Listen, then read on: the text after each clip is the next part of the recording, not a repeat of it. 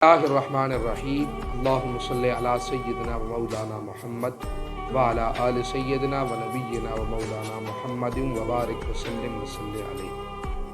حمد و صلات کے بعد نہایت واجب الاحترام سامعین محترم، آج کا جو میرا موضوع سخن ہے جس پر میں نے لب کشائی کرنی ہے وہ ہے علم کی فتح۔ ایک دن قاضی کی عدالت میں کسی علمی مسئلے پر بحث ہو رہی تھی۔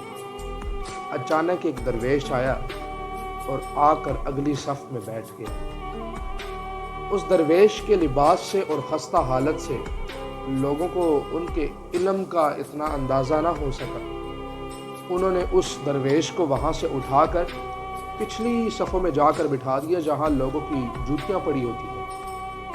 وہ خاموشی سے جا کر وہاں بیٹھ تو گیا، لیکن اسے اس بات کا دکھ بہت ہوا۔ علمی بحث آگے بڑھی، ایک مسئلہ ایسا آ گیا جہاں کسی بات کا جواب کوئی بھی نہیں دے پا رہا تھا۔ اتنے میں وہ درویش اٹھا اور قاضی سے اجازت طلب کی کہ اگر آپ کی اجازت ہو تو کچھ میں عرض کر دوں۔ اجازت مل گئی تو اس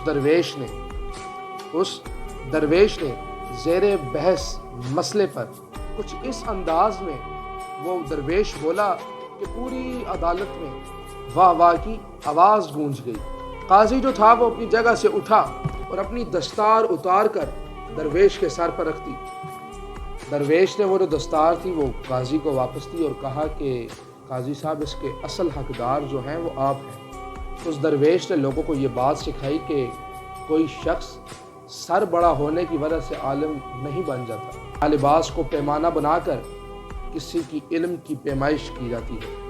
میٹھا پانی جو ہوتا ہے وہ تو مٹی کے کوزے میں بھی میٹھا ہی رہتا ہے۔ سبق سماعت فرمائیے کہ علم و فضل کی پہچان لباس سے نہیں بلکہ علم و فضل کے حامل انسان کی گفتگو اور عمل سے ہوتی ہے۔